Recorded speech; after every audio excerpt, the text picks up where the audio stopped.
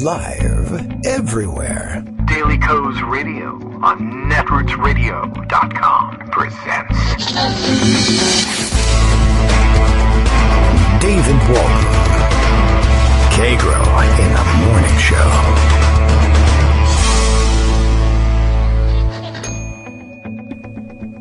Now, here's David Waldman.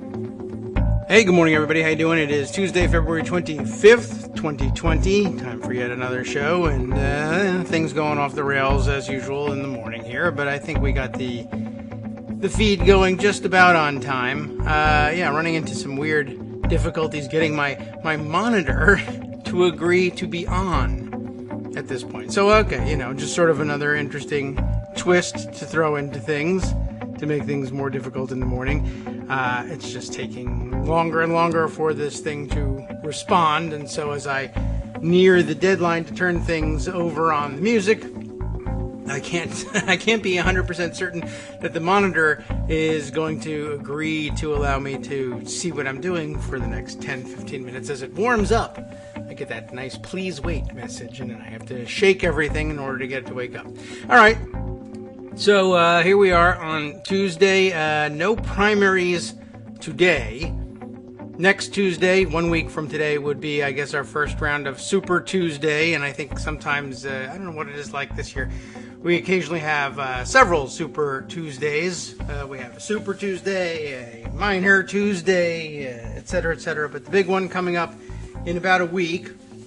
And but next primary being South Carolina, but being held on Saturday, because we do that sort of thing now. Sort of like late season NFL games that we start moving into Saturdays.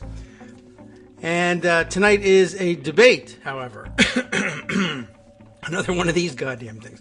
Yes, for the benefit of South Carolina, so that we can all complain afterwards that people who, I don't know, do they have early voting in South Carolina? People who cast their ballots before the debate in South Carolina didn't have the benefit of the debate. We now have to have our debates, 6 weeks before a primary in a certain state in order to make sure that everybody gets a chance. But, okay, I don't know. We still haven't really come to grips with that part of our primary design schedule. But we have another 4 years, and I'm sure we're going to get it all right next time, just as we did this time around with the caucuses and complaints about one or another candidate being disadvantaged by the rules, etc., etc. Okay, so ready to roll today? We'll say we are. It's Tuesday. Candidates debate. Because the candidates debate tonight and not tomorrow, that means that Joan McCarter ought to be free to be with us today to warn us that she'll be banging her head against the wall covering the debate tonight and probably into tomorrow morning. So, all right, we look forward to having her join us. Daily Kos Radio now being live, as we are reliably informed from Portland, Maine. Bill tells us Daily Kos Radio is live now. Donald Trump went to India. He did. And all Kagro X, me, David Waldman, got was this lousy Taj Mahal snow globe, which would have been great. Nice to get a Taj Mahal snow globe with the little Donald and Melania standing in front of it. Those pictures being shared worldwide, I'm sure, along with photos of Jared and Ivanka standing before the Taj Mahal, doing important presidential support work, like traveling around the world for free and really kind of enjoying themselves and taking selfies and other photos of themselves in front of iconic world landmarks. It's a great use of government resources. I hope you're all happy with the vacation you paid for. I hope you're enjoying it. All right, let's see. For the stories of the day, we'll have to go with the traditional pocket design here today. Not much time for Twitter this morning, although it seems like what I was able to see was that Twitter is abuzz on the, I guess, the general election and general political front with the, what shall we say, really I guess, par for the course response from the Trump administration to the spread of coronavirus. And, of course, we've been informed that Trump has basically fired all of the government staff that would ordinarily be dealing with such an outbreak and making pandemic emergency preparedness plans and instructing hospitals how to deal with infected patients such that the spread could be contained. But all of them were fired for reasons unknown, I think. I mean, from my perspective, perhaps those closer to the issue would have a better understanding of it, but I'm not 100% certain what the thinking was, if there was any at the time. I don't think that those staffers had yet any time, any opportunity to be, quote unquote, disloyal to Trump and so get themselves dismissed. But maybe I missed the fight over a pandemic of some kind that I don't recall. But he's already working hard on deflecting the blame. I believe comments from the last day or so in which he, Manu Raju, I think, had some tweets from, was it from this morning? Yeah, earlier this morning, comments from Trump saying coronavirus is very well under control in the United States. The people that have it, he says, the people are getting better. They're all getting better. Isn't that nice? And that's scientific terminology for you. Getting better. Trump's comments come as his administration, Manu says, briefs senators this morning on the seriousness of the virus and he'll raise emergency funds. So it's very well under control. Everyone's getting better, but we'll need billions of dollars to presumably sit and watch them get better. Of course, probably the opposite is happening, not necessarily the exact opposite. But if you're showing up looking for emergency funds, it's probably because you're worried that it's not very well under control necessarily and that not everybody's getting better. He also apparently downplayed the severity of the coronavirus and says they are, quote, close to a vaccine for it, which, as far as I know, is not really in the offing at the moment. People are, I'm sure, working on it. But I guess just generally speaking, from his time in private life, Trump recalls hearing that we were always close to a cure or a vaccine for various other ailments, and so this one must be the case too. Surely there are scientists and other geeks working around the clock on a solution, and they'll have it soon.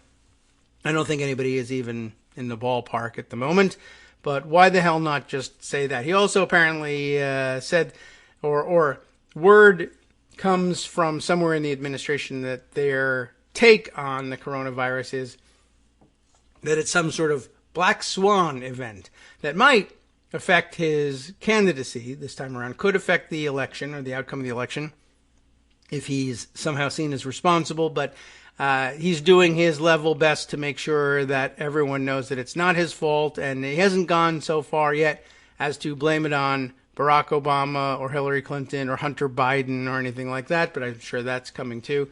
But the black swan reference, of course, is meant to convince you that he will be accepting no blame for it, and nothing he did could possibly be, connected to anything less than a stellar response to coronavirus in the United States and around the globe. So, lying his ass off about that one. So we'll see how that affects things generally in the weeks to come. All right, let's see. Other fun items to share with you today. This from, we'll peek into Pocket here. Here's a short little bit.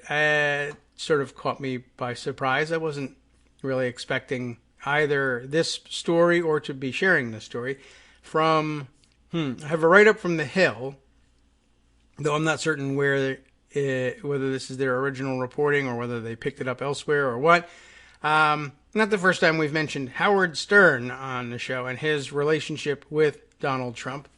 But this was an interesting little bit here. Howard Stern saying Trump loves Bloomberg. And I'm sure that, I think it was pretty evident that prior to his becoming president and prior to Bloomberg trashing him for how badly he was doing at the job, they probably did have a pretty good relationship. Says here, Howard Stern says President Trump secretly loves Michael Bloomberg, and that's why he doesn't want to run against the former New York City mayor.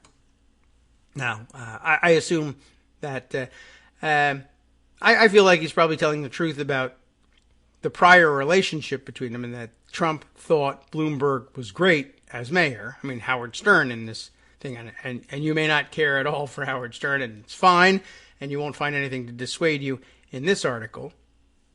But they both liked the Bloomberg mayoralty and enjoyed it, and it was built for them. So, of course, they probably thought it went pretty well. But I don't know if that's the reason. I think Trump just doesn't want to have to run against anybody. It doesn't really matter that it's Mike Bloomberg, and it doesn't particularly upset him to run against Mike Bloomberg, except for the worry that Bloomberg might beat him. And I suppose it's possible that Bloomberg is the only candidate that Trump thinks will beat Trump. Now, I happen to think that they can all pretty much beat Trump. I guess not Tulsi Gabbard. But, well, hell, you never know. Trump is a terrible president, and he's liable to say something incredibly stupid or do something incredibly dangerous and stupid at any moment. So I guess really anybody could beat him. But I think it's possible that I'm certain that he believes he can beat anybody, but there might be some truth to the idea that he thinks Bloomberg can beat him because Bloomberg is an actual experienced politician and apparently in Trump's mind knows what he's doing. So it says here, the quote from Stern is, I've talked to Donald a million times privately about Bloomberg. We both agree that he was one of the best effing mayors on the planet. And that's where we keep our mayors, on the planet. This is what Stern told listeners on Monday on his Sirius XM radio show.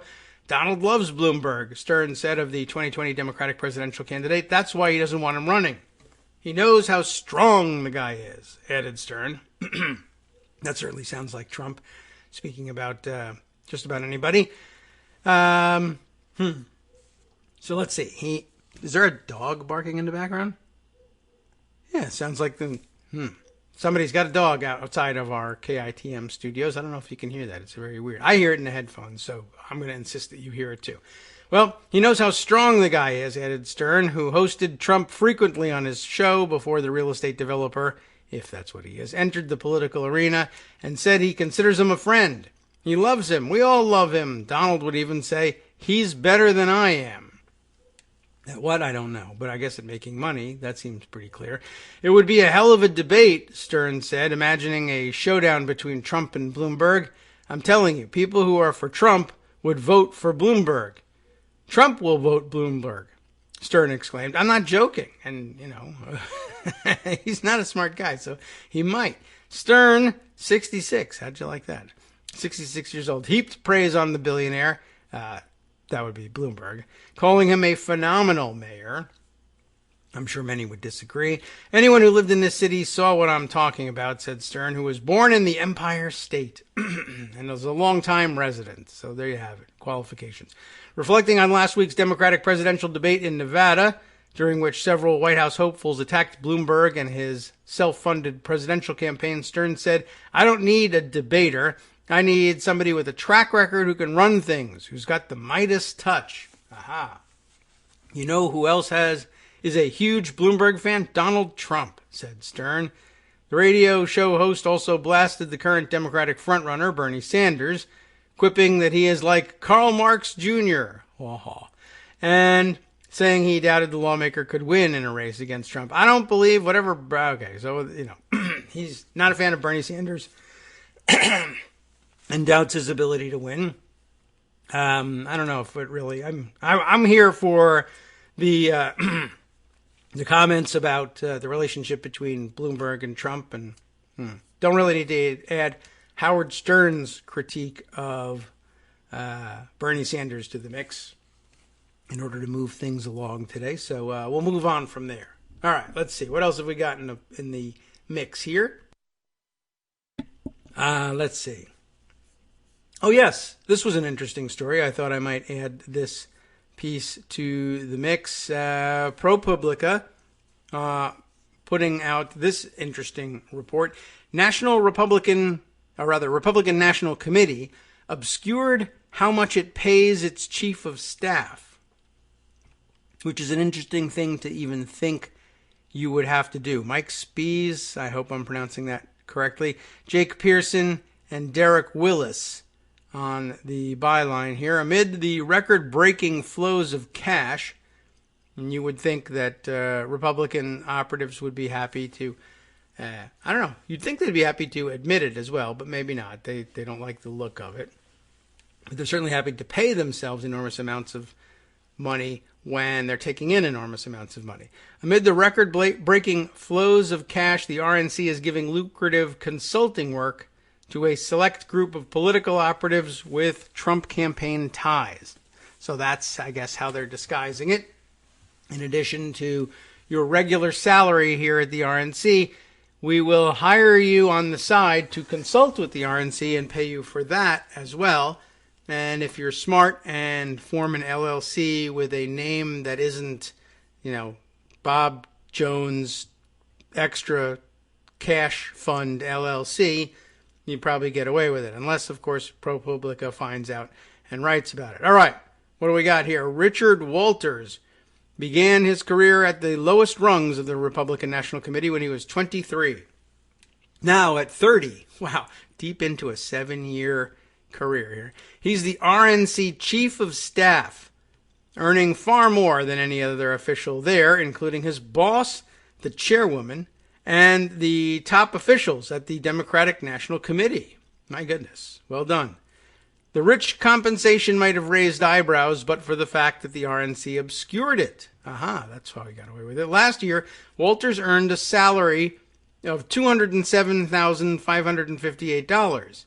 But the party paid him an additional $135,000 through a shell company he established in December 2018 called Red Wave Strategies. So clearly a Republican-related organization. But if he had called it, like I said, Richard Walters Additional Compensation Fund, LLC, he would have been caught earlier. How do you like that? So he joined the RNC at the lowest rungs when he was pretty much brand new college graduate, has worked nowhere else. 7 years into it, chief of staff, pulling $200K direct from the party, but an additional $135 through the shell company. So you can really make out like a bandit there at the Republican National Committee, and I think we all knew that. The Federal Election Commission reports described the RNC's payments to Red Wave as political strategy services, as if the money had flowed to an independent contractor and not Walters himself. Red Wave does not have any other employees and has no clients other than the RNC. President Donald Trump and the Republican Party are raising unprecedented sums of cash for the 2020 election, so he figured he should help himself to that. The party brought in more than $241 million alone in 2019, far exceeding the $107 million the RNC raised in 2003. The last time, why 2003? That was the last time there was a Republican president seeking re-election. And they also eclipsed the $92 million raised last year by the Democratic National Committee. Democrats raised $92 million. Republicans raised $241 million. Blah, blah, blah, big money out of politics, etc. The RNC spent record-breaking sums, too. In 2019, the party doled out $192 million, and mostly, I guess, probably to itself. Amid the flows of cash, a select group of political operatives has leveraged Trump campaign ties for lucrative consulting work. In October, the Washington Post highlighted the political consulting prowess of Katie Walsh, for whom Walters once worked at the RNC, and her husband, Mike Shields. Both Walsh and Shields previously served as RNC chiefs of staff. I guess that's where I guess you just sit there and wait in line for your turn to be RNC chief of staff and then pay yourself a couple $100,000. It's a nice racket. 3 businesses controlled by Walsh and Shields have been paid more than $12 million from the RNC, multiple Republican groups and political committees since 2017, according to the Post's analysis of campaign filings and other records. So just sort of refers to the Post here. So I guess this is one of those pieces done in conjunction between ProPublica and I'm guessing the Washington Post would be the Post in question. Michael Steele, a former RNC chairman, said Walters' payment structure just smells and was in keeping with a culture of sweetheart deals among party insiders that he described as corrosive. A half dozen former RNC employees and Republican operatives who spoke to ProPublica on the condition of anonymity to avoid retribution said, why would they avoid retribution? I thought Republicans were into that. Said that the various deals, typically veiled behind opaque limited liability corporations, told you, create an unseemly overall impression that is bad for morale and could eventually harm the party's credibility with donors. I doubt it. These guys, they just don't know what impact this has on rank-and-file folks out there, Steele said. It's disrespecting people who donate to the party. It is, but, things are weird these days, and they just don't care anymore. Mike Reed, an RNC spokesman, told ProPublica over email that Walsh and Shields, quote, bring incredible value to the RNC and the party as a whole. Reed also provided comments concerning Walters from Chairwoman Ronna McDaniel, and the RNC's Budget Committee Chair, Glenn McCall. And the quotes probably are, we don't care. We're all looting everything that isn't nailed down, and I just got a claw hammer to pry out the rest of the nails. But let's see. McDaniel, that's the Romney who's hiding, McDaniel said that Walters' record as chief of staff speaks for itself. It certainly does. He's taken $300,000 for it. And McCall said Walters' compensation package was approved by myself, the chairwoman, treasurer, and budget committee because of his outstanding work. And also because we're all approving these pay packages for ourselves, I am sure. Given Walters' success on the job and the size of the RNC's operation, which consists of thousands of employees and volunteers, McCall said Walters is probably underpaid for his position. Wow. Reed did not address why the RNC pays Walters through Red Wave. That's a good question. ProPublica described the payments to Walters' LLC to Larry Noble, a former FEC general counsel, which is a nonpartisan position, by the way. Noble said that if the Red Wave income was really part of Walters' compensation, it should have been attributed to his name and disclosed as payroll, a designation that covers the salaries of RNC staffers. The arrangement, he said, amounts to a serious reporting violation. Oh, well. You know how seriously we take those, right? It seems pretty blatant. Hiding the recipient undermines the purpose of disclosure. Yep. The question is, why are they enriching him in this particular way? Reed disputed that the organization's payments to Red Wave amount to a reporting violation, and he said that the organization discloses everything to the FEC in accordance with the law. It's just not the spirit of it. The RNC has also covered costs or made payments that are personally beneficial to the president himself, including $2 million for the use of Trump properties, as well as more than $100,000 in purchases of Donald Trump Jr.'s 2019 book, Triggered, How the Left Thrives on Hate and Wants to Silence Us.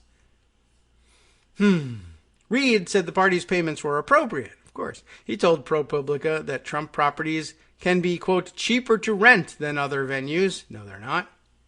I mean, David Farenthold's already working on that story elsewhere. We already are seeing his story so far go undebunked, I suppose, that the Secret Service pays about $650 a night for hotel rooms at Trump properties when they are on trips with the president.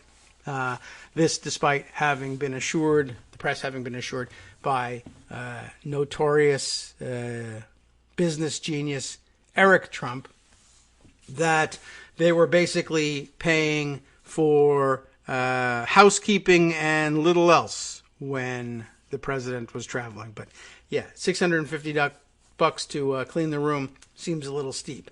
All right, continuing with the story here. Reid says the party's payments were appropriate. He told ProPublica that it's sometimes cheaper to rent Trump properties, although they keep jacking up the prices every time they have an event there, as we learned elsewhere. He also says the FEC demands the RNC receive market rates. So the housekeeping cost-only thing was never going to be operative, of course. He added that Trump Jr.'s books were used for fundraising and that the amount raised off copies exceeded the costs. That's not really the point. The point is laundering the payments to Donnie Jr. The RNC has also spent some $25,000 on customized Sharpies for the president. Markers retrofitted in glossy black and embossed with Trump's golden signature. These political expenses, Reid says, are not unusual for presidents. The taxpayers, he said, shouldn't have to cover these costs. Sharpies are the president's preferred writing tool, and he uses them to sign documents, and in one notable recent instance, annotate maps. True, though that wasn't actually part of the quote, but it was part of the article, so kudos to them for that one. As chief of staff, Walters is responsible for the party's overall budget, approving the budgets of its various departments, handling personnel issues, and dealing with donors who want access to McDaniel. There's probably none of those. Additionally, McDaniel said Walters oversees massive new investments in the organization's data, political, and digital teams. Last year, McDaniel was paid $100,000 less than the total amount Walters took in from the RNC. Why isn't she getting on the ball and starting an LLC herself? Not really sure. I guess that's yet to come. Pretty interesting, though. Do you think that's a conflict of interest? As chief of staff, Walters is responsible for the overall budget, and the budget happens to include paying him more than the chair of the RNC herself. Very interesting. Who approves that? Hi, everybody. It's me, David. Let's change things up from the old fundraising pitch for just a minute and talk instead about how you can be a part of our show. If you've got a smartphone or any other electronic recording device, why not sit down and record a segment for us? Read us an important article and give us your take. Or read one of your own original essays, or even just give us your commentary on something you'd like to share that's important to you. Then send the file to me at kagrox@gmail.com, and I'll try and work it into the show. Short segments, a few minutes in length, are easiest to fit in. And of course, I can't always guarantee that I'll be able to play everything, but if you've ever shouted at your radio or TV about something you wish was being covered, here's your chance to change that. Make the show your own. Send your submissions to me at kagrox@gmail.com.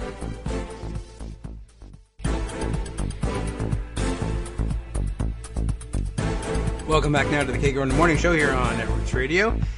Let's see. All right. Well, let's continue on with the story at ProPublica about the weird payment schedule over at the RNC. Crucially, we find out the chief of staff also executes all RNC vendor contracts, making Walters a key figure in the small network of operatives and friends who have struck lucrative contracts with the party. So, again, just purely from a conflict of interest perspective, if you are, for instance, a donor to the RNC and you care about such things, and you probably don't if you're a donor to the RNC, but the person responsible for approving the overall budget has given himself essentially a take-home salary higher than the chairperson by about $100,000 or so.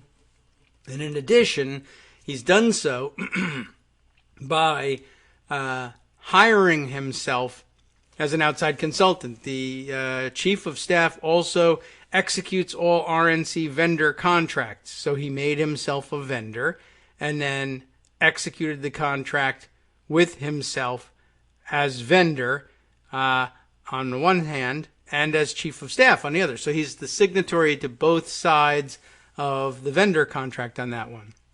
As chief of staff of the RNC, he signs the contract agreeing to pay the vendor the extra $135,000, And as the vendor, he signs the same contract agreeing to accept the $135,000 in exchange for what? Well, whatever the two parties to the contract agree, he should have to provide in exchange for his compensation, which, again, if you are both sides of the contract, could just very well be nothing. All I want you to do is to show up and do your regular job, and in so doing, we will express our appreciation to you with an extra $135,000. Although, really, honestly, why stop there? Why not make it $235,000 just for fun? Who could gainsay that difference? Now, okay, going back on, Reed said, there is a backstop beyond Walters when it comes to contracts. Aha, okay, good news. The RNC's budget is approved by 2 committees and voted on by the organization's 168 members, he said. And, that's enough to take care of it, technically speaking, but you know how those things go. The 168 members show up and they hand them the budget and they say, does everybody agree to this budget? Yeah, what the hell do we know? Sure. You guys say it's okay? Yes, we do. All right, we agree. We'll give you our votes as well. I mean, you could thumb through it and say, what's Red Wave Communications or whatever it is, Red Wave Strategies? But if you're a member of the RNC, what do you think it is? It's a consulting group. And of course, quite honestly, if most of them are told, yeah, it's the chief of staff's consulting group, there are no employees, and he doesn't do anything else for it, he just pockets the extra $135K, they say, we took in, what did they say, 291 something million dollars. What the hell? I mean, I'm sure the argument, if there ever is one, is how do you think we came to take in so much money? I'm the goddamn chief of staff, of course. Of course I'm responsible for that. Naturally, I mean, if the big boss, Donald Trump, were around, he would, of course, insist that he's responsible for it. And, well, then he'd start worrying about getting a cut, I'm sure. But I'm sure around Trump, Walters says, oh, yes, sir, it's all due to you, of course. Thank you very much. But sometimes that's all Trump really needs to hear in order to allow people to do this grifting. In 2018, Holtzman, Vogel, Josefiak, Torchinsky, that's not a person, that is a law firm, an election and campaign law firm in Virginia, formed 4 LLCs tied either to Walsh, Shields, a Shields business partner, or in the case of Red Wave, Walters. So this firm in Virginia, Holtzman, Vogel, Josefiak, Torchinsky, is responsible for forming all 4 of the LLCs that Shields, Walsh, and Walters use to skim extra pay off of the RNC. Collectively, the RNC has paid them, I suppose all the LLCs, $865,000, which I guess, if you are run by oligarchs, is pocket change. So maybe that's why they're okay with it. Walsh, along with other Republican consultants, maintains an office on the RNC's 4th floor, just feet from Walters and McDaniel. Since early 2017, when she left the White House, the organization has paid her more than $745,000 through a consulting company. That contract predates Walters' tenure as chief of staff, though the RNC declined to say whether Walters has reapproved it. Oh, that would be interesting. Start cutting her off. More for me. For her part, Walsh said in a statement to ProPublica, since my contract with the RNC is well within or below market rate, for nothing, the only conclusion I can reach from the insinuations being made in this quote article, she obviously gave air quotes to the word article, is that there are some people in the fake news / left-wing media who don't believe a young, accomplished woman should have a seat at the table. That is highly effective use of democratic language to try to fend off the attacks, I guess. You can't attack me. I'm a young, accomplished woman looking for a seat at the table. I'm married to the other person, the other partner in this consulting firm, and he was also chief of staff, and we're both drawing salaries for doing nothing. But believe me, I'm a highly accomplished young woman. All right. Shields didn't return a phone message seeking comment because he didn't have the excuse of you can't look at this. I'm a woman, and I thought you people were feminist and pro-woman. Yeah. We run into this all the time with the Republicans, hiding behind shields like this. And I don't know if it's ever worked necessarily, but it's not stopped them. So I suppose that counts as working. Another RNC arrangement involves a close Walters friend. Not long after he became chief of staff, a photographer named Blake Belcher, what a great name, a college classmate of Walters, set up an LLC of his own, according to corporate records in Mississippi, where the company, Concept Marketing and Branding LLC, is registered. How nice. Belcher has been receiving modest payments for his, quote, photography services. I mean, I guess if you're going to say, quote, article, you can get a hit back with, quote, photography services from the RNC on and off since 2015, 2 years before Walters became chief of staff. Interesting, right. Pardon me, the frog is really killing me today here, but 2 years before Walters became chief of staff. All right, but he's been able to arrange payments for his friends since 2015. This is a long time going here. Typically, the transactions amount to several $1,000s and are attributed to his name in FEC reports.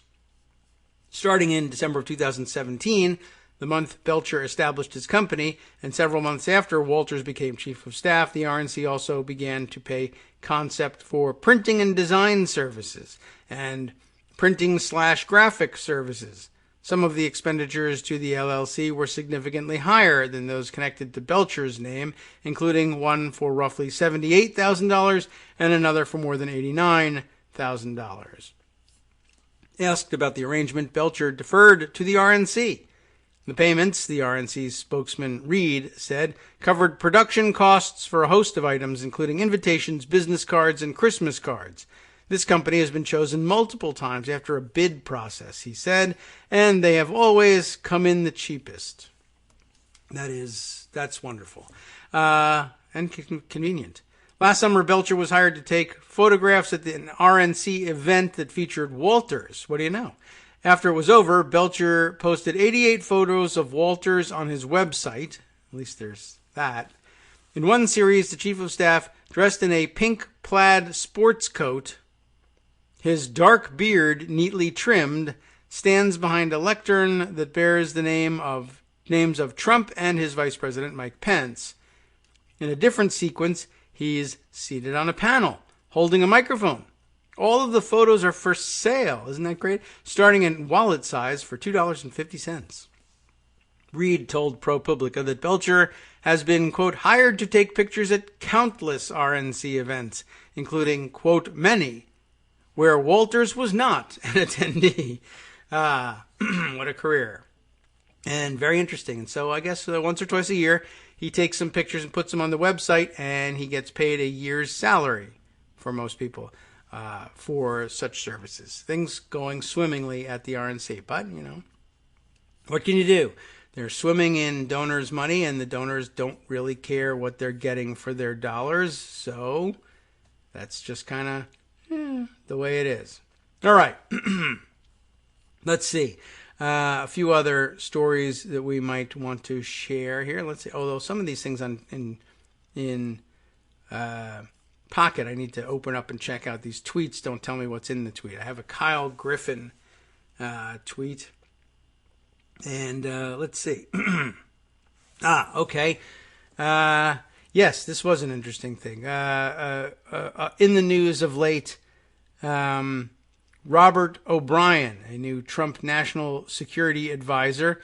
Kyle Griffin tweeting here, when Trump National Security Advisor Robert O'Brien convenes meetings with NSC officials, he sometimes opens by distributing printouts of Trump's tweets on the subject at hand.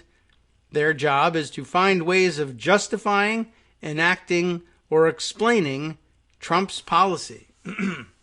So he's finally put together a work process that fits the actual national security process of this White House. Our national security policy is whatever the president tweets, and if that runs counter to American policy prior, then you just have to explain that the president has the prerogative of changing that, and he just has.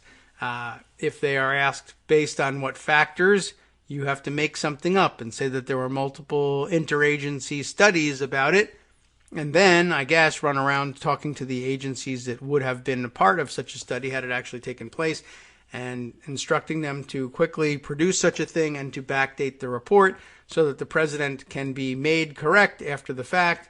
A little process I like to call governance by Wikipedia editing. You just make the thing true retroactively and claim it's always been there. That, I guess, is Kyle Griffin's excerpt from the New York Times piece reported at the end of last week under the headline, "Under O'Brien, NSC carries out Trump's policy but doesn't develop it."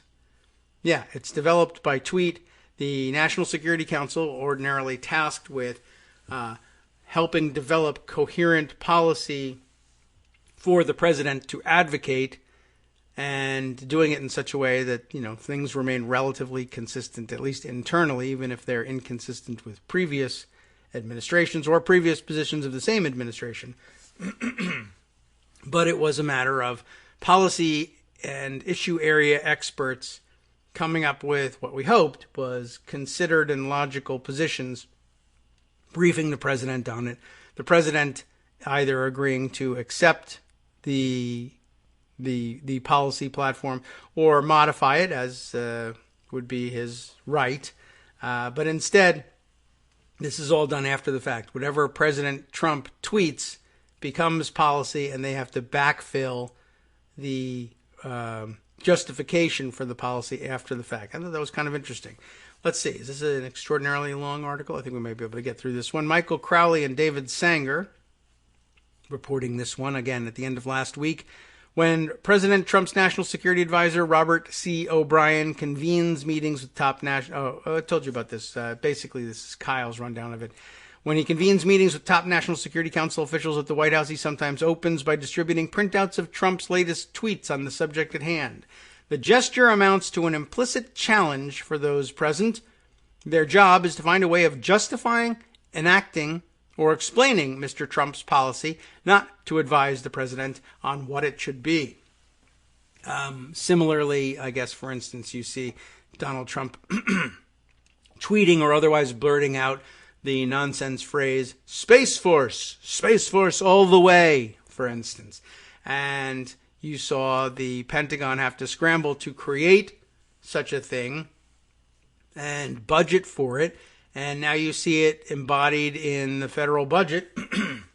And as we learned from our friend Donnie Darko the other day, it's derived from the Donnie Darko character. I keep making that mistake. But Darko sharing with us the other day, they're now actually having to come up with, policy, how to transfer people into the Space Force where there's nothing for them to do. Not that I guess essentially they're just doing the job of the old Air Force Space Command. But he insists that it be a separate service, and now they have to come up with all the accoutrements that go along with it. Because he tweeted it. Wikipedia editing as governance. All right, well, is that a big departure from the past? Yes. That is, the article continues, the reverse of what the National Security Council was created to do at the Cold War's dawn, to inform and advise the president on national security decisions. But under Mr. O'Brien, the White House's hostage negotiator, when Mr. Trump chose him to succeed John R. Bolton in September, that dynamic has often been turned on its head. Mr. O'Brien, a dapper, and they're all dapper, aren't they? Dapper Los Angeles lawyer, convenes more regular and inclusive council meetings than Mr. Bolton, and that's usually a good thing. But developing policy is not really Mr. O'Brien's mission. It's good because he's not qualified for that. In the fourth year of his presidency and in his fourth national security advisor, Mr. Trump has finally gotten what he wants, a loyalist who enables his ideas instead of challenging them. Two of Mr. O'Brien's predecessors, Mr. Bolton and the retired Lieutenant General H.R. McMaster, had strong policy views informed by deep military or diplomatic experience. that differed from Mr. Trump's in basic ways, and each sought to steer his policies. You can't have that. Mr. O'Brien does not, and the limited role he plays reflects a broader change in the president's national security team. Mr. Trump's original team included independent figures like Defense Secretary Jim Mattis, Secretary of State Rex Tillerson, or as we know him, Rex Everything, and the Director of National Intelligence, Dan Coats, who were considered the adults who could counter the president's impulsive tendencies. They have been replaced by relatively little-known loyalists anxious to carry out Mr. Trump's will and eager to embrace his zeal in rooting out members of the so-called deep state involved in his impeachment or seen as dissidents. In the president's most recent personnel move, he replaced Joseph Maguire, the acting director of national intelligence, with Richard Grenell, an outspoken Trump supporter serving as ambassador to Germany who has no background in intelligence and, as we learned yesterday, was once and ever Trumper. At the National Security Council, a particular target was Lieutenant Colonel Alexander Vindman, a Ukraine expert who provided crucial testimony to support the impeachment of Mr. Trump and was fired along with his twin brother, also an Army officer. Asked about their dismissals during an appearance last week at the Atlantic Council, a Washington think tank, the usually voluble Mr. O'Brien was curt. Their services were no longer needed, he said. We are not a country where a bunch of lieutenant colonels can get together and decide what the policy is of the United States. We're not a banana republic. So, interesting, too, turning that one on its head. It's the dismissal of national security experts that turns us into a banana republic, not listening to them. But okay. In the years since the National Security Council was started by President Harry S. Truman, with whose initial S they give a period to, though it doesn't belong there, in 1947, its influence has fluctuated depending on the president, the National Security Advisor, and the relative power of the cabinet members and agency chiefs the National Security Advisor must coordinate. Mr. O'Brien has said he is rebuilding an apolitical National Security Council, following the model of Brent Scowcroft, the National Security Advisor to Presidents Gerald Ford and George Bush, who was famed for acting as a neutral arbiter between the competing views of the Pentagon, the State Department, and the intelligence agencies and Treasury. But virtually every national security advisor says they emulate Mr. Scowcroft. In reality, they selectively choose the elements of his style that they admire. And many national security veterans see in Mr. O'Brien's approach an intentional weakening of the council. By the end of the month, this month, Mr. O'Brien will have completed what he calls a streamlining of the National Security Council, chopping the council's staff from 174 policy positions in October to fewer than 115. The reductions have focused on the dozens of career officials who are detailed to the council from other federal departments and agencies, including the CIA, the Pentagon, and the State Department. Former officials say the practice of loaning personnel, typically for terms of about 12 to 18 months, has blossomed over the years, in part because it allows the White House to employ people without tapping its own budget. It also means the White House is populated by career officials whose policy views do not necessarily reflect those of the president, but which they are expected to mirror. Current and former Trump administration officials blame the detailees for not only slow-walking the enactment of some of Mr. Trump's decisions with which they disagree, but also for undermining him with leaks to the news media. Reflecting widespread complaints among Trump allies, Fox Business Network host Lou Dobbs, whose program Mr. Trump regularly watches, singled out the National Security Council as a hotbed of dissent during an interview last week with Mr. O'Brien. That's interesting. So O'Brien is being interviewed, but Lou Dobbs is the one opining on what's wrong with the National Security Council. Some interview, huh? Given what we've witnessed in the 3 years, a little over 3 years of this administration, I couldn't blame the president if he said, "Keep them 50 blocks away," Mr. Dobbs said.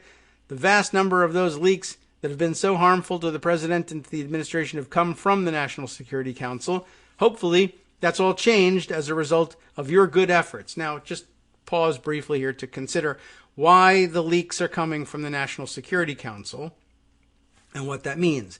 Yes, following the previous paragraphs up with this comment is meant to make you think, and Lou Dobbs would like to make you think, that the National Security Council is somehow peculiar to all of this, and that the leaks are only coming from there because of all the detailees who aren't, in other words, that the NSC is staffed not by Trump loyalists, but by detailees from around the government people, in other words, who don't owe their positions either in government in general or as temporary detailees to the NSC to Donald Trump. And so they might have different views, and so they're the ones who are leaking. But what's more important here is, there are leaks all over the government, of course, but the leaks that angered them the most are the ones that got him impeached. And the ones that got him impeached came from the National Security Council, because national security is something that people supposedly, typically, care about when it comes to deciding who the president should be and who is and isn't qualified to be president, or who is and isn't qualified to be around the president and advising him. What's amazing is that even in an area like national security, there is so much to leak about. It's not that they have more detailees in the National Security Council than they do elsewhere in the government. It's that there's more going on that is bad, and more going on that is bad that is linked to crucial areas. There is information to be leaked, and properly so, from every department of the government. It's just that very few people care about necessarily corruption or maladministration in the Commerce Department. Not that there aren't anybody, and not that there aren't important things going on there. People are monitoring the census all the time, which goes on there. But it's more difficult right off the bat to convince people that this is an issue of some immediate import when you say, well, they're slow-walking some policies over the Department of Agriculture, versus there's some leaks from the National Security Council. National security raises eyebrows right away. Well, anyway, so here's Dobbs interviewing himself about what's going on, while Mr. O'Brien smiled and nodded in response. O'Brien often notes that both Democrats and Republicans have long said the council, whose staff peaked at 236 policy staff members during the Obama era, had grown unwieldy, prone to micromanagement, and in need of culling. One thing a polarized Washington has been able to agree on is that the NSC got too big, said John Gans, who has worked at the Pentagon and is the author of a book on the National Security Council. But shrinking the size of the National Security Council may actually hurt the president's agenda, since it holds departments and agencies accountable for carrying it out, according to Nadia Shadlow, who served as Mr. McMaster's deputy and was the principal author of Mr. Trump's national security strategy, whatever that was. I understand why this is happening, Ms. Shadlow said, but at some point it could hurt the implementation of the president's policies, like with, say, coronavirus. As Mr. O'Brien has whittled down the council he manages, declaring it was all about efficiency, the president has made little effort to disguise his appetite for purging his own government. "Drain the swamp," he tweeted last week, adding, "We want bad people out of our government." He's so eloquent. The same day, Mr. Trump said in a radio interview that he may drastically limit how many national security officials can listen in on his calls with foreign leaders, breaking from decades of White House procedure. "I may end the practice entirely," he said. I don't think he knows how to do that, or even wants to bother to find out, quite honestly. He'll just yell, "Everybody off," and then they won't get off, and then he'll think he's done something. Such commentary creates the clear impression that this is about retribution, not reform, said Senator Chris Murphy, Democrat and member of the Foreign Relations Committee. But Mr. Murphy, who's actually a Senator Murphy, questioned how much the National Security Council's structure really matters under a president who often rejects professional advice in making impulsive policy decisions. "It's not terribly clear what the NSC has been doing for the last 3 years," he said. "The NSC's function now seems to be wargaming for potential presidential tweets instead of developing policy recommendations for presidential decision-making. Trump is unlikely to mind that, After more than 3 years in office, he feels more confident than ever in his management of national security, aides say, especially after some of his major decisions, including the killing of Iranian Commander Major General Qasem Soleimani, failed to elicit the disastrous consequences many experts predicted. I mean, so far. Mr. O'Brien's willingness to trim the National Security Council, Mr. Gans said, says something about Trump's Washington. It says something, all right. The National Security Advisor should have the strongest staff possible, he continued, but it seems like Robert O'Brien is focused more on that audience of one and making sure that Donald Trump is happy.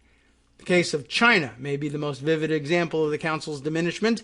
In past administrations, the National Security Advisor has been central to the complex balancing of security and economic issues the making of China policy requires. But Mr. O'Brien has been a minor player in the administration's open warfare on China policy. Secretary of State Mike Pompeo and Defense Secretary Mark Esper have publicly called for a broad containment policy that would counter Beijing militarily and cripple key Chinese companies like Huawei, the telecommunications giant. Treasury Secretary Steven Mnuchin has taken the opposite view, working to mitigate the confrontation, and much of the White House policy making has been overseen by Larry Kudlow, a key economic advisor, loath to rattle markets. Normally, the National Security Council would play a role in settling this kind of dispute, but when Mr. Trump tweeted on Tuesday against heavy restrictions on technology sales to China, days after Mr. Esper gave a fiery speech calling for just that, a White House meeting next week on the subject was abruptly postponed. Not only is the policy in some chaos, it's unclear who is supposed to resolve it. Mr. Trump's Syria policy is another case in point.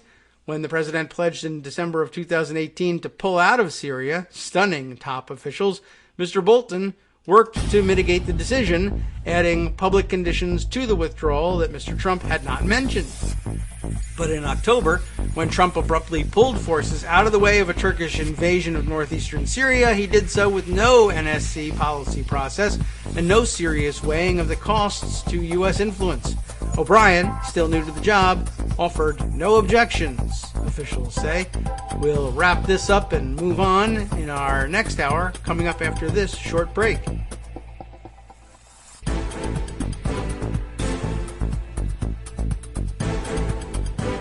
Welcome back now to the Kagro in the Morning Show here on Networks Radio. Let's wrap it up. We're almost at the end of this lengthy and I think somewhat insightful article. It's not telling us anything we hadn't already guessed, but giving us some detail about, to back up our guesses about how things actually work in the NSC and policy making in general in the Trump administration, such as it is. Mr. O'Brien, we find out, held mid-level government posts, including a stint as a deputy to Mr. Bolton, at least there was that, when he was ambassador to the UN, before serving as Trump's chief hostage negotiator. I wasn't even aware that we had such a thing. Well, apparently we did, and he impressed the president in that job by securing the release of several Americans imprisoned by foreign governments and armed groups. Mr. Trump views the release of detained Americans as tactical wins that even his critics are reluctant to question, and Mr. O'Brien continues to pursue those cases in his new job. Some White House aides joke that his experience navigating fraught situations, that's a nice way of putting it, is ideal preparation for serving Mr. Trump. In other words, what they're saying here is dealing with Trump is like dealing with a hostage taker, and so a hostage negotiator is the ideal person to deal with Trump and keep him happy. The president, for his part, appreciates O'Brien's quiet manner and tailored suits. After his complaints about the gruff personalities and unstylish appearance of Mr. McMaster and Mr. Bolton, whose bushy mustache he often privately mocked because adult. O'Brien also gets along better with his predecessors than his predecessors did with Mr. Pompeo, who feuded with Mr. Bolton, and with Mr. Trump's son-in-law, Jared Kushner, who often gives foreign policy advice. Because why not? And he's been friends with Mr. Grinnell, the latest addition to the national security team, for over a decade. He speaks with the president several times a day, often first thing in the morning, and sometimes in the White House's private residence before Mr. Trump descends to the Oval Office, and it is a descent when he enters the Oval Office, I'm sure. But he has no prior ties to Trump or previously known affinity for the president's America First style of nationalism. A book of essays he published in 2016 channeled mainstream conservative views. He got them from Bolton. Which is to say that crazy is a mainstream conservative view. Some national security professionals who have worked with or advised O'Brien say that it is a mistake to underestimate him, and that he has a deft managerial touch that reflects his tenure leading dozens of lawyers in the Los Angeles office of Arent Fox, the Washington law firm. That's interesting, but not helpful, I would say. Others complain that he lacks fluency in policy details and delegates heavy lifting to his chief deputy, Matthew Pottinger, a former Wall Street Journal reporter and Marine who is among a handful of White House aides to survive all 3 years of Trump's presidency. In a television interview in late December, Mr. O'Brien incorrectly referred to the North Korean ruler Kim Jong-un, swapping the leader's surname for his given one. It was, his critics said, not a mistake that a more experienced official would have made. What an interesting way of ending. That seems like less than relevant, certainly for winding up the article, and that is the end of the article. I might have stuck that up at the top or something like that, but all right. Well, there we go. I just, it was very interesting to read through this confirmation of all of our suspicions about how national security policy in particular, and I think probably all sorts of policies, are made in this administration. All right. Let's see. Lots of other stories to get to. We should probably catch up on what's going on in the Roger Stone case a little bit. I have handy for that Kyle Cheney's tweet from the end of last week letting us know that the week ended up with Stone moving to force Judge Amy Berman Jackson to recuse herself in the consideration of his motion for a new trial. She had set that motion aside for after sentencing, of course. That would undo everything, of course, if they went into a new trial. But I don't think anybody actually thought that Judge Jackson was inclined to grant a new trial. That should come as no surprise, of course. But then, so I guess that's why Stone would then move to have her recuse herself from it.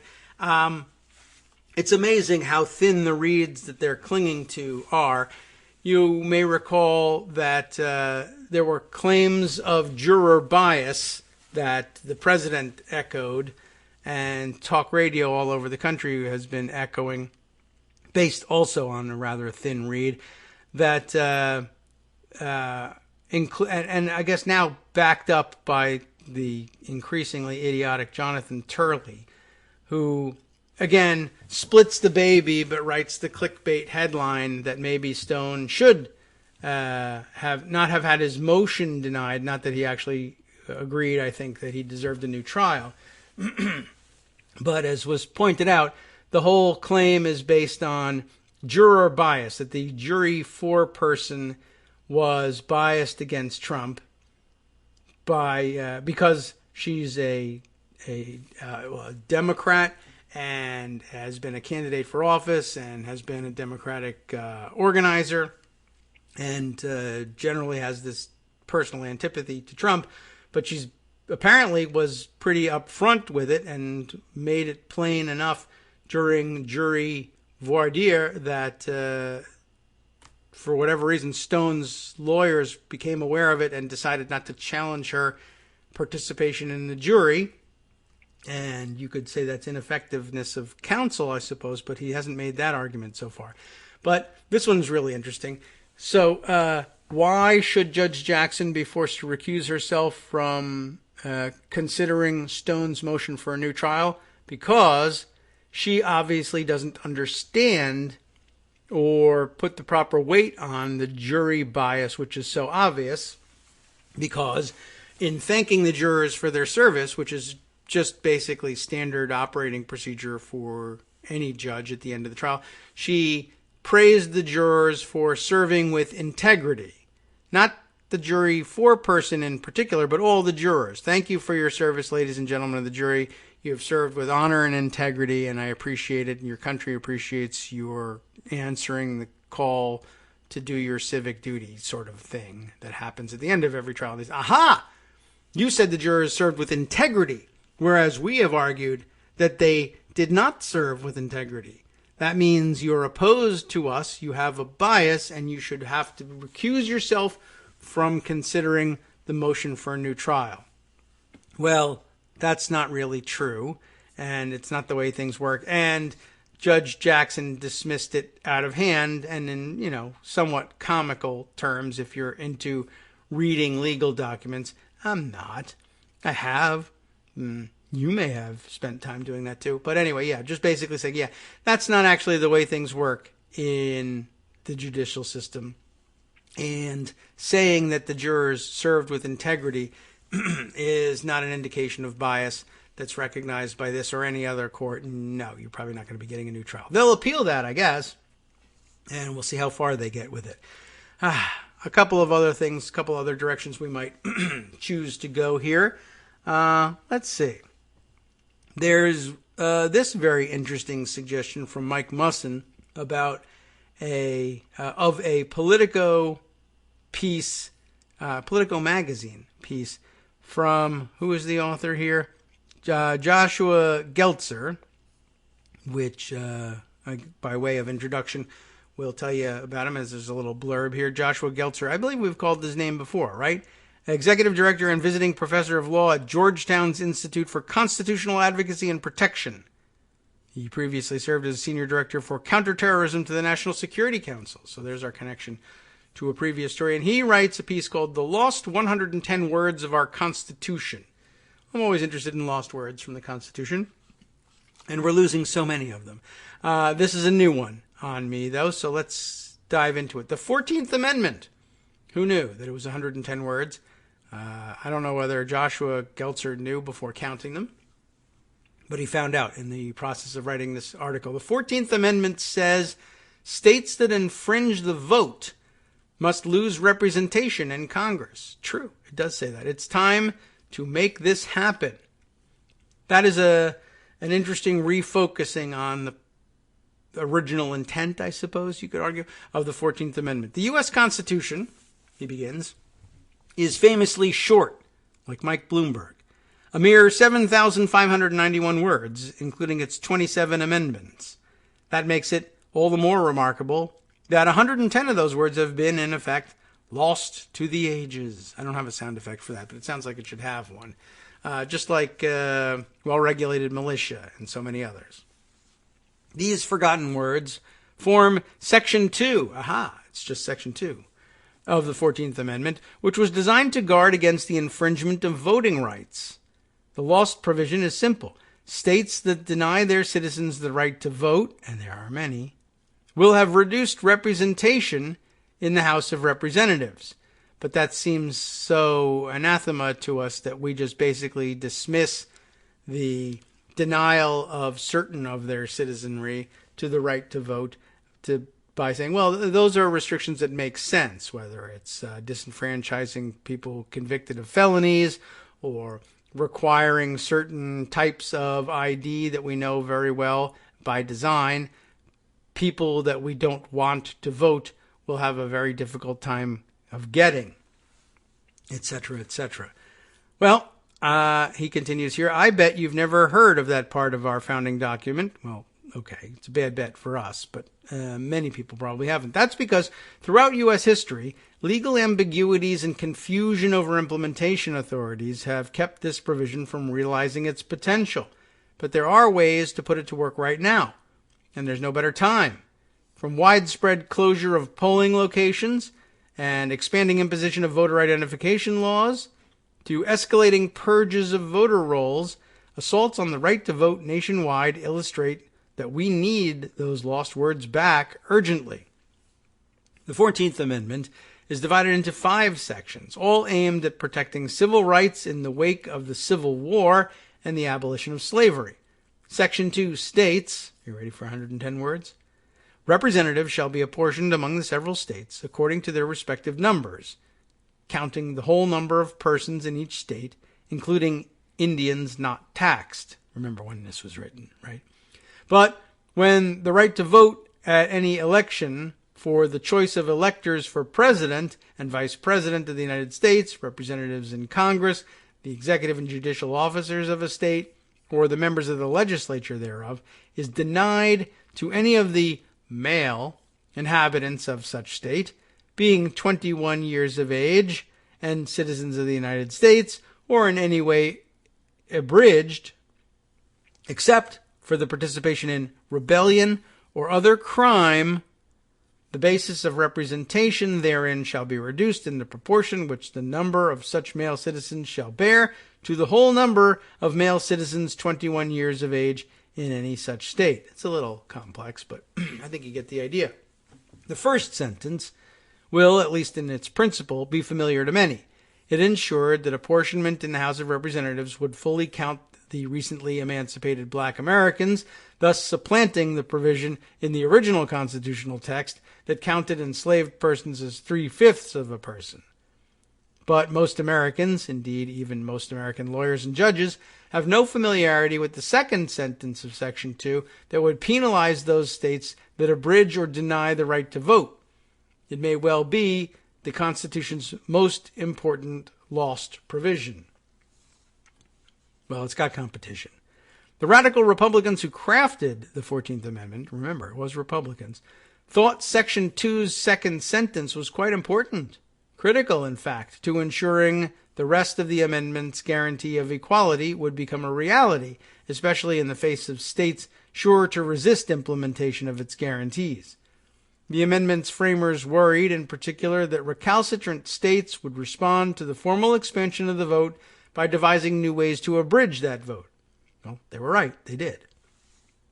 Section 2's second sentence would be a powerful threat, saying that should a state dare to try that, it would have to reduce its number of representatives in the House proportional to the vote infringement carried out by that state. Call it the Constitution's reduction clause, punishing infringement of voting rights with the stiff penalty of a reduction in representation. Let's be clear. Oh, everyone loves that phrase. The reduction clause fell considerably short of what today we'd consider appropriate and just, or even what should have been deemed appropriate and just in 1868 when the 14th Amendment was ratified. First, the reduction clause's insistence on voters being male inhabitants perpetuated the Constitution's original denial of the vote to women, an inequity partially corrected by the 19th Amendment and more fully addressed by the Voting Rights Act of 1965. Second, the clause's focus on voters 21 years of age and older became out of step after passage of the 26th Amendment, which lowered the voting age to 18.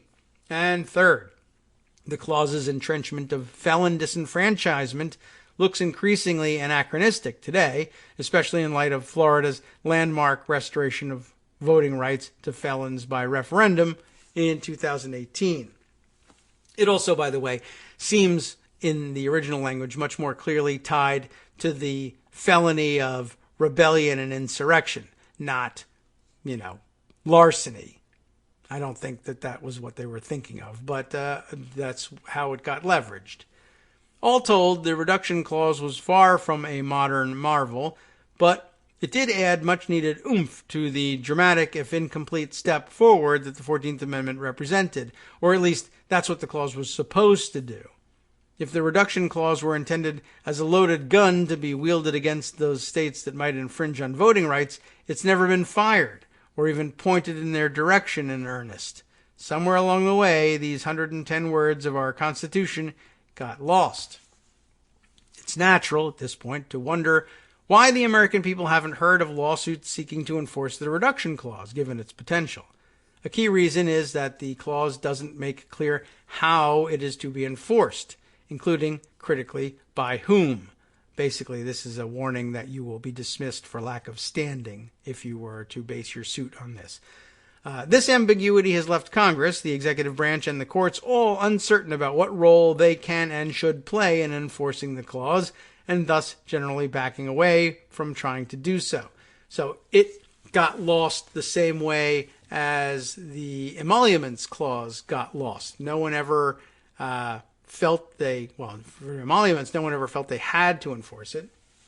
And for this, no one ever felt that they should. I mean, the real problem was that the states went ahead with their disenfranchisement, and everybody, the white population essentially winked and nodded and said,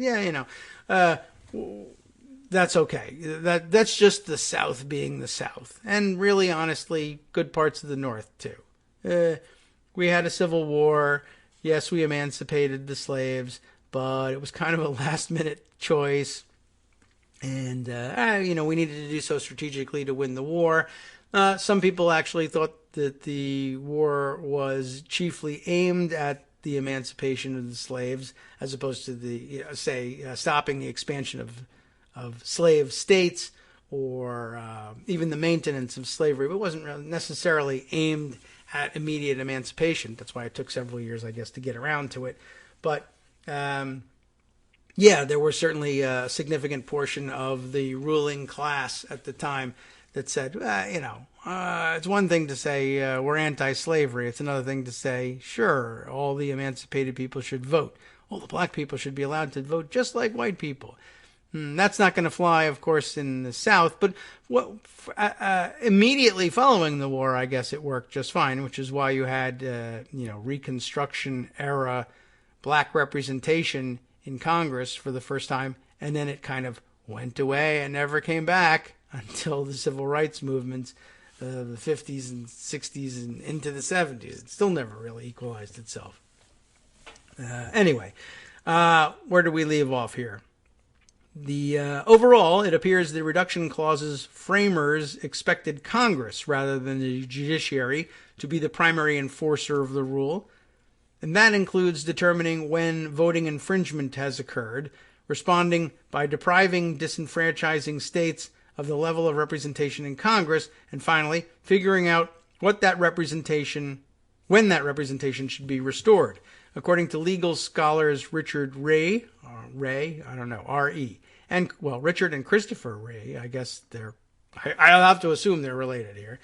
That responsibility is reflected in the original congressional discussions and debates over the clause, and ultimately in the fact that apportioning House representation overall is a responsibility assigned to Congress, leaving Congress the natural entity to adjust that apportionment as needed. So, where has Congress been for the past century and a half? And how did it let this potent threat dwindle and effectively disappear? I guess we should probably let them actually give us the scholarly answer. But, of course, my guess is that powerful Southern congressmen who occupied important chairmanships and leadership positions in Congress would never have allowed such a measure to come to the floor. So it just sort of withered on the vine, right? Well, let's see what the real answer is. Scholars like Michael Kent Curtis have told the story of the basic historical trajectory, which saw the massive discriminatory voter suppression that occurred in the post-Civil War South overwhelm what potential the clause held and thus contribute to its retreat. In other words, the problem became so vast, so fast, that's right, so vast, so fast, so quickly, that it wasn't clear how to assess it and then respond with this novel, uncertain tool. Sounds about right. Boiled down, the biggest flaw in the reduction clause might have been this one. The clause failed to specify how Congress was to obtain the data that could serve as a first step in pursuing a punitive reduction in representation process. Interesting. This proved a serious obstacle when, in the 1870s, Congress made its one serious push to impose the penalty of diminished representation. That push was a response to widespread post-Civil War disenfranchisement, ranging from states' imposition of poll taxes to their failure to address outright violence to deter black voters. A select committee of the House of Representatives, focused on administering the country's 9th census, made a list of state laws that the committee regarded as infringing on voting. Then the committee decided to ask census respondents nationwide whether their right to vote had been denied or abridged on constitutionally impermissible grounds. That's bold. So the committee reported out a bill that would have the Secretary of the Interior, then responsible for administering the census, determine where and how much voting infringement was occurring, and in turn proportionally reduce any offending state's representation in the House. The proposal elicited an objection that the Interior Secretary was being made the final arbiter of a responsibility entrusted by the reduction clause to Congress itself, and the bill's sponsor eventually backed down, hoping to address the matter in a separate bill and noting that the 15th Amendment, then being ratified by the states, would offer protection against voting infringement. An attempt in the Senate to pass a bill directing the Interior Secretary to make good on the reduction clause also failed. But the matter didn't end there. The Interior Secretary directed those taking the census to list adult male citizens whose votes had been denied or abridged anyway. Oh, all right. However, the numbers of such citizens provided to the House of Representatives by the Secretary were so trifling, as one scholar put it, as to cast doubt on the accuracy and reliability of what he reported. Interesting. With House members calling the reporting utterly inaccurate, the effort at proportional reduction stalled and eventually died, leaving as a trace only an unenforceable new statutory provision affirming that the reduction clause existed. No Congress has asked for a similar census report since. The silence from Congress has led some to look to the courts to invoke the reduction clause. Victor Sharrow was a criminal defendant accused of refusing to provide answers to the 1960 census. What a crime, huh? Creatively, perhaps too creatively, he looked to the reduction clause as a defense. In particular, he argued that the Census Act under which he'd been charged was unconstitutional because it failed to include a question about voting abridgments or denials as required, in Sharrow's view, to fulfill the terms of the reduction clause. Without this question on the census, his argument went, there was no way to know if states should have their congressional representation reduced, and so, he continued, he shouldn't have to participate in a constitutionally deficient census. That is pretty expansive, but it's a thought. Sharrow lost in the trial, and he lost again at the Second U.S. Circuit Court of Appeals, which upheld his conviction. The court concluded that, whatever the reduction clause meant, it didn't require Congress to seek, as part of the constitutionally mandated decennial census, information relative to disenfranchisement. What the clause might, in fact, demand of Congress was a question left for another day. Others who chose to go to court to invoke the reduction clause have also fared poorly. Almost 20 years before Sharrow invoked the clause in a failed attempt to stave off a criminal prosecution, a Virginia citizen named Henry Saunders sued Virginia's Secretary of State, Ralph Wilkins. Saunders wanted to run for the U.S. House of Representatives as an at-large candidate, and Wilkins refused to certify his candidacy on the grounds that Virginia didn't have an at-large position in its congressional delegation. So, Saunders sued Wilkins, arguing that because Virginia had infringed its citizens' right to vote, the reduction clause required that Virginia's 9 representatives be reduced to no more than 4, who in turn would have to be elected as at-large candidates. Both the trial court and the Fourth Circuit U.S. Court of Appeals rejected Saunders' challenge, with the latter deeming his grievance a political question unsuited for resolution in the courts. Phew. Indeed, 2 legal scholars, again, Richard and Christopher Rhee, argue that in the eyes of the framers, of its framers anyway, the reduction clause's apportionment penalty was not viewed as justiciable, meaning suitable for enforcement in court. That characterization of a wholly congressional responsibility devoid of any possible judicial involvement may overstate the views of key framers, however, especially as they continued to reflect on the matter. In 1966, a different pair of federal courts provided a rather more nuanced take of the possibility of going to court to enforce the reduction clause. That year, the Court of Appeals for the D.C. Circuit agreed with a lower court's dismissal of a challenge brought by voters seeking a court order requiring the Census Bureau to count abridgments of the right to vote so as to enforce the reduction clause. Okay, familiar, right? The court ducked the question, indicating that the newly enacted Voting Rights Act should be given time to serve its intended function and perhaps render unnecessary this type of lawsuit.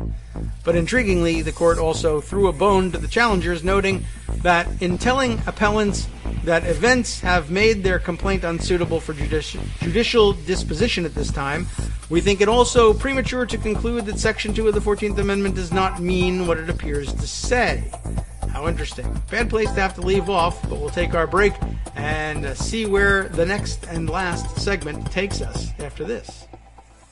Hi, it's me, David Waldman, your host for Kagro in the Morning, and I've learned that I either need to update these announcements more often or stop saying that the announcements are brand new.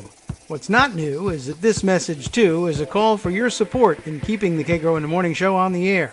My thanks go out to all of you who do support the show through your donations. The stats say that Kagro in the Morning fans download our program about 2,000 times each weekday, but our donors make up only about 8% of our daily listeners. Patreon.com, Patreon.com, makes it simple to make easy, secure, recurring monthly contributions to support our show. Patreon.com/KagroX gets you straight to our donation page. If we're helping keep you sane during the Trump era, consider what that's worth. $1 a day? 50 cents? One thin dime? We do about 20 shows a month, so pick a number, do the math, and head to Patreon.com/KagroX to let us know. Thanks again, everyone, for all your support. All right, welcome back now to the Kagro in the Morning show here on Netroots Radio. Well, let's see. There's actually a considerable amount of this article left. It's actually quite long. And I feel like we're certainly getting the gist of things here. But let's see if there are any more details that we might distill out of this thing. I am uncertain about whether Joan is available for a visit today or just simply tied up in events of the morning. But door stays open as always, and I'll happily abandon this or any other article to discuss whatever might be on her mind and whatever might be upcoming on the front pages of Daily Kos. But hey, maybe it's a slow day. The president's been out of the country for a while. All right, let's see. Where we left off was with Virginia's case, right? And okay, let's see. There was 1966, the case, right, and the court ducking the question. Right, here we are. The court ducked the question, indicating that the newly enacted Voting Rights Act should be given time to see if this would solve the problem, right? But let's see. It doesn't necessarily mean, as they said, we think it's also premature to conclude that Section 2 of the 14th Amendment does not mean what it appears to say. So what does that mean? Well, it eventually encouraged the same guy, Victor Sharrow, to try again. This time, let's see, he had originally, of course, tried to raise the reduction clause to fend off criminal prosecution for not answering the 1960 census. Now he's trying again. This time, he initiated the litigation, suing the Census Bureau's director for failing to count the number of votes disenfranchised in states other than New York.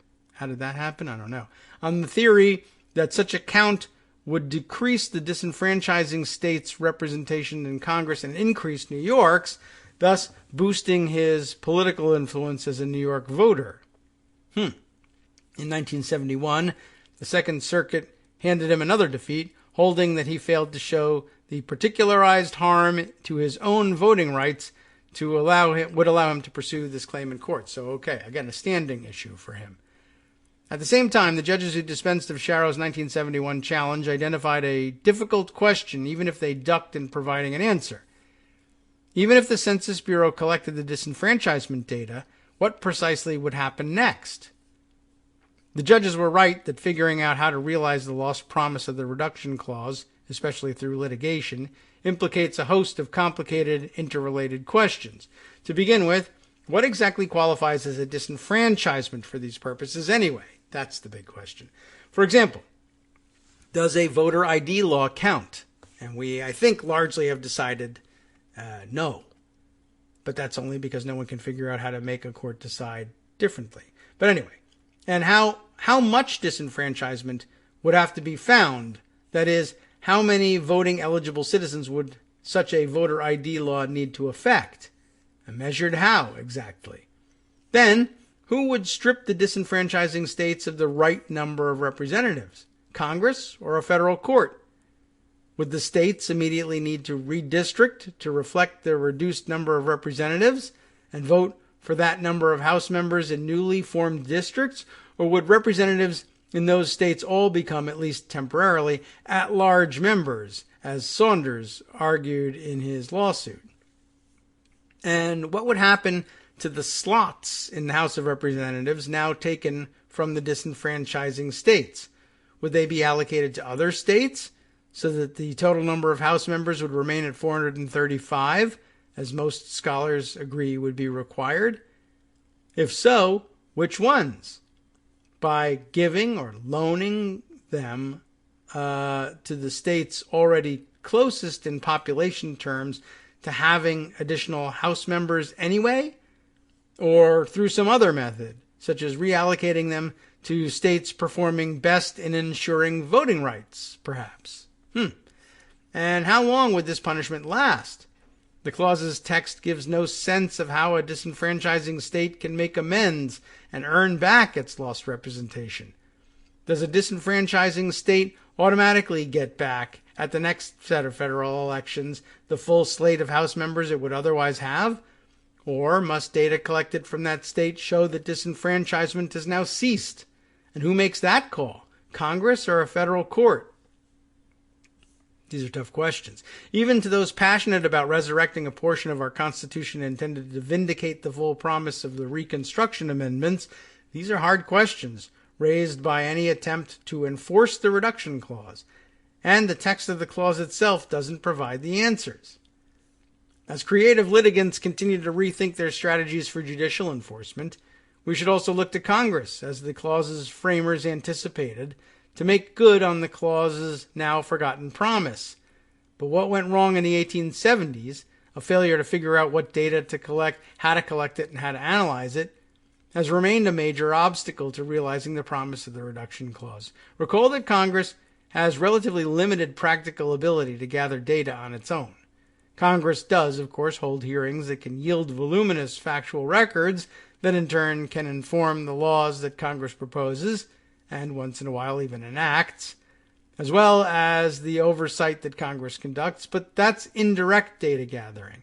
Congress is generally reliant on witnesses, apart from its exceedingly small staff of investigators who conduct their own analysis on particularly important and often sensitive issues. So, utilizing the reduction clause demands data that Congress has a hard time obtaining on its own.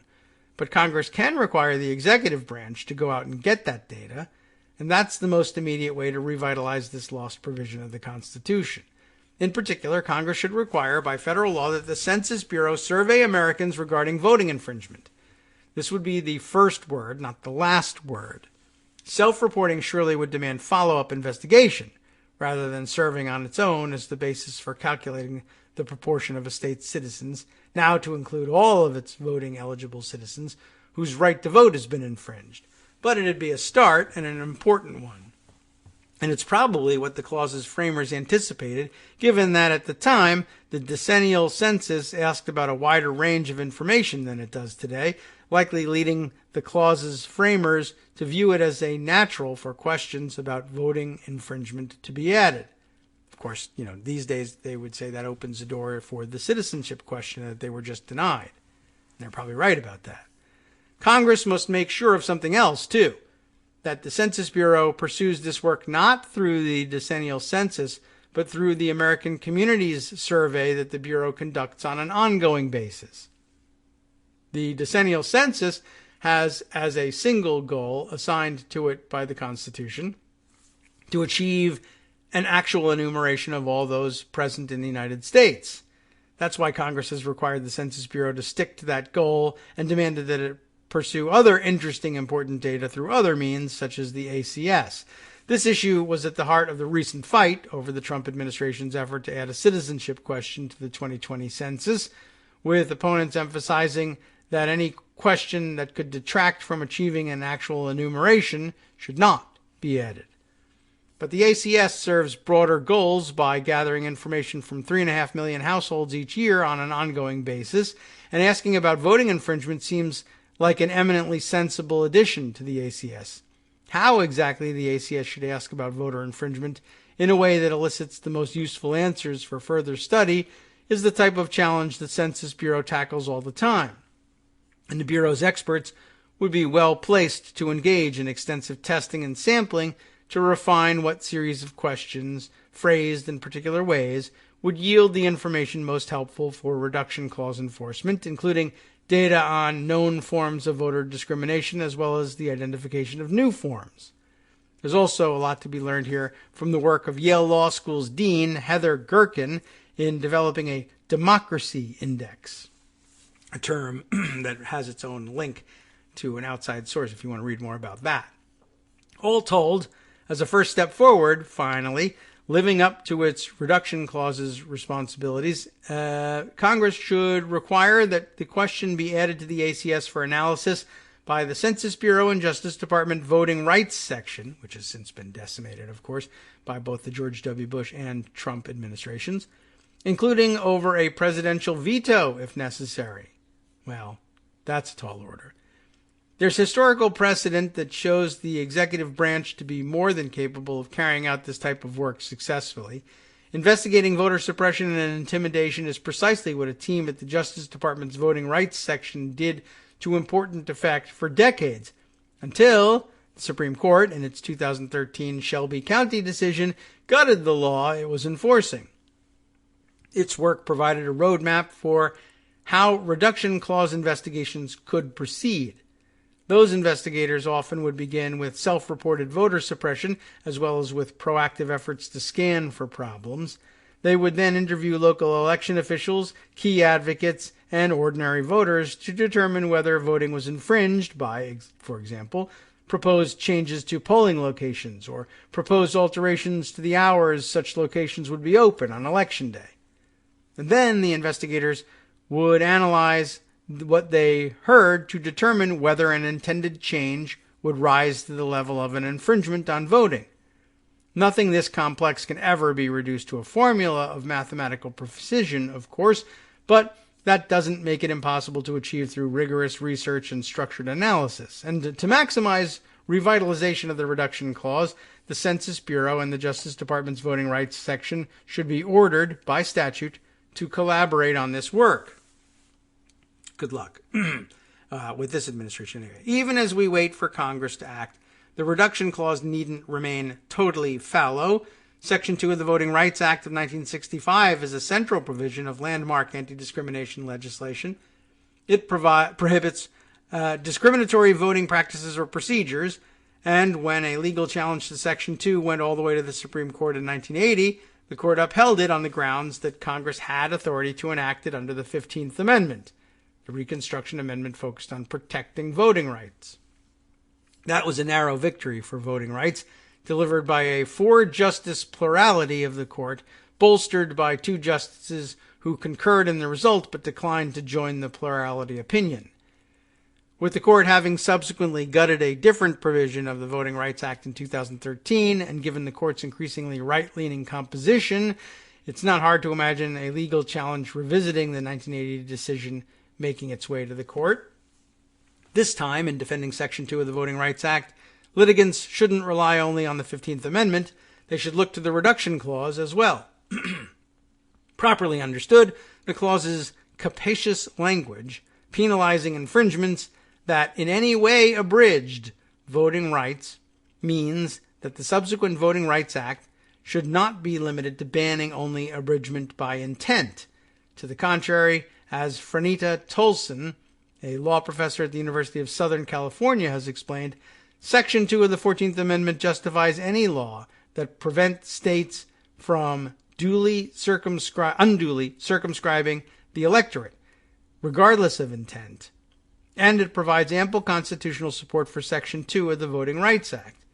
That's true, as Tolson has further elaborated, even if Congress that enacted the Voting Rights Act didn't explicitly invoke the reduction clause at the time as a constitutional basis for the law. In the here and now, the reduction clause can and should be used in court to protect and defend a vital provision of the Voting Rights Act, even as the clause bides its time for full utilization in Congress. Over 50 years ago, attorney Eugene Sidney Beyer called the reduction clause a neglected weapon for defense of the voting rights of Southern Negroes. And, of course, you'd have to update that language a little bit now, wouldn't you? So it remains today. It's time to resurrect these 110 words of the most important amendment to the world's most important constitution. Wow. The authors of those words looked to Congress to ensure that the most fundamental aspect of American democracy, the right to vote, would be upheld. Today, with the closure of polling locations, spreading of voter identification laws, and purging of voter rolls, the right to vote is yet again under siege. Perhaps, a skeptical reader might say, Congress will never actually strip a state of its representation in the House, and perhaps a court will never actually order that penalty to be imposed. Perhaps. But that neither excuses nor counsels against the House from taking the first step by demanding, by law, the data on how much voting infringement is actually occurring around the country. We deserve to know that as a nation. What's more, taking the first step toward making good on the penalty authorized by the reduction clause can serve as at least something of the powerful deterrent the clause's framers anticipated, a deterrent we so desperately need right now to vindicate once again the promise of the Reconstruction Amendments, the promise of the right to vote. Well, that was a very verbose and somewhat dense retelling of the story. I thought the first half of the article told the story sufficiently without getting into as much detail as they eventually did. But something worth thinking about. The article actually ends up, I think, largely making the case that it's unlikely you'll ever convince the Congress or even courts to go along with an enforcement action on something like this, just because there are too many questions about how to implement it and how to demobilize it if events warrant it at some future point. They just don't even know how to measure progress and what that progress needs to be in order to reduce the penalty. Ironically, reduce the reduction. It's difficult to envision how that would happen. And I guess here I would draw something of an analogy to our inability to enforce other election-related laws.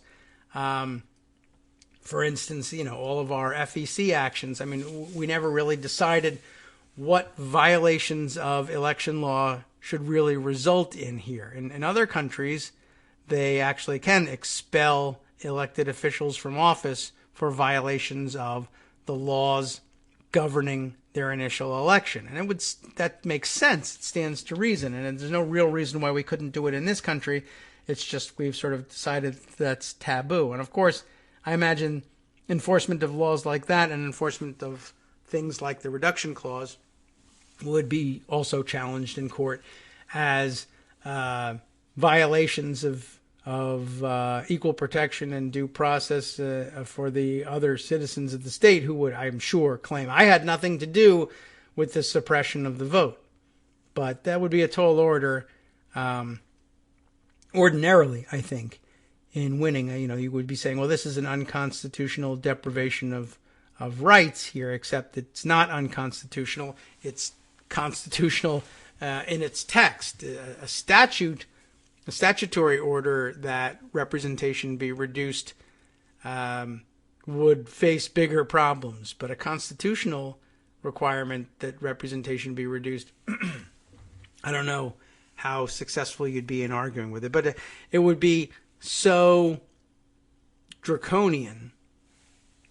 And like I said, I guess the real problem with it is during the bulk of the time when it should have been being enforced, when the voter suppression was much more egregious. And it's, I guess it's I don't know. I think you know what I'm talking about when I say about much more egregious. And I suppose voting rights deprivation is egregious at all times and difficult to compare as between the eras. But I would guess certainly during the Jim Crow era, you would say things were more egregious. But the problem was, if Congress was supposed to drive this process, it was constituted very poorly for that purpose. There just was no way that the power brokers then, and it may still be the case that power brokers now just simply aren't going to permit the necessary legislation or resolutions to come to the floor.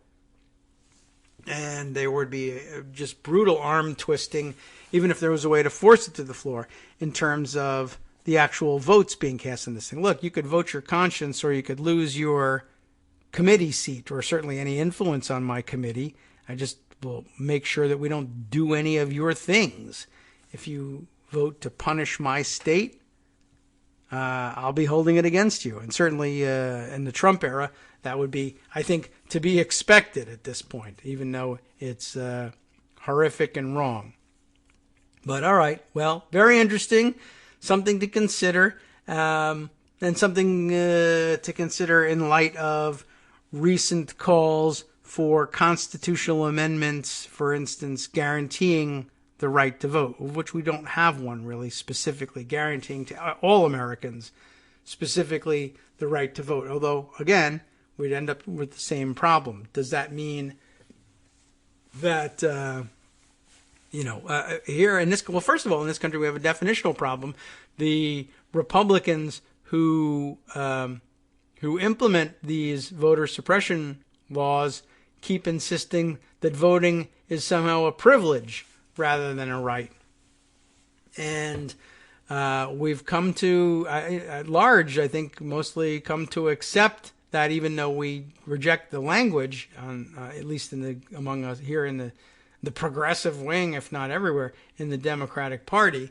But I still think that probably people think, well, there are certain restrictions that we think still are permissible and make common sense. And it's been those areas where Republicans have made their strides. Again, here's another analogy to earlier in the show. They find language that's acceptable to those of us on the broadest possible definition of the left, and in the Democratic Party and on this side of the spectrum, would largely agree with, and then exploit that as a loophole to try to sneak greater and greater restrictions in. For instance, most Democrats and left-leaning, liberal-leaning Americans would probably agree with a statement along the lines of, well, obviously only should be one person, one vote, and that we should have some way of verifying that people don't vote multiple times. Yes, we agree with that. And you should be voting in the proper district where your residence is, your primary residence. Yes, so although, people do sometimes manipulate that and decide that their primary residence, which other people might consider to be a secondary or a vacation home or something like that, but in a more, in a more important district, whatever. But you only get to vote once, and generally speaking, in the district where your primary residence is, yes. And there needs to be some way of verifying that people are who they say they are, so that they don't try to cast ballots for other people, right? Well, there we run into, some resistance. Like, there's no evidence that that's actually happening out there at any scale that matters. Well, yeah, but just generally speaking, you should, be entitled only to the ballot that's reserved for you and no one else's. And the only way to establish that would be to establish that the person's who's claiming the ballot is in fact that person. And the only way to establish that is typically the way we do it in civil society, identification of some kind. And you end up talking your way to a voter ID thing. And then once you've shoehorned that in, you start making it more onerous to get the ID. You make the kinds of IDs that are acceptable more onerous too, or more deliberately manipulative of who will pass the test and who won't, so that you essentially come up with something that's a close substitute, or as close a substitute for the unconstitutional poll taxes as you could possibly get. And you eventually get around to that position, and that's how you sneak those things in. Just something to think about. Let's see, to close things out. I won't shoehorn in another story, but I will discuss something that I thought was interesting, and I guess it reminds me, that's how I move on to it, what we were just saying reminds me of that how we define our problems very often determines what sorts of solutions we're interested in, or how we feel about those solutions. I didn't get a chance yesterday to say outright. I had an interesting takeaway from the Nevada caucus results that I don't know. I'm certain that not all listeners will agree with, certainly. But if it holds up, and I'd love to see what data there is on it, I was particularly encouraged by the news, whether it holds up in the end or not, quite frankly, that Bernie Sanders had done particularly well among Latino voters, Hispanic and Latino voters. And there were various explanations for it and discussions I saw in articles about the kind of outreach that they did, all admirable, and everyone ought to be doing it. Kudos to them for doing it, I guess, more often, earlier, better, more consistently, more effectively, what have you. But it occurred to me, for instance, when the Biden candidacy first became a reality, and I was unexcited by and not even particularly happy about the Biden candidacy, but I was reminded, well, for whatever reason, and many were offered, he seems to have a fairly significant and really enormous support among black voters in the Democratic primaries. And that gave me a different feeling. I said, at this point, I'm much more willing to consider a Biden candidacy if that's the case. And I'm much more willing to consider a Bernie Sanders candidacy. I mean, it wasn't up to me to consider his candidacy, but okay, now he's a front runner. It encourages me and makes me feel a little bit better to find out that one of our major constituencies, for whatever reason, is very much attracted to this candidacy, and it makes me think, maybe that's something I want to go along with. Maybe that's something I want to support. I don't know how it translates to other states. I don't know how it translates to the black voting community, if it translates from that. I don't know. I hope that they won't stand in contrast and tension, but it gives me hope. And it certainly, by the way, it's something of a milestone, I think, for the Sanders candidacy, which in early days, last time, 2016, and this time, early days in the 2020 cycle, was reportedly having difficulty making inroads outside of very white constituencies.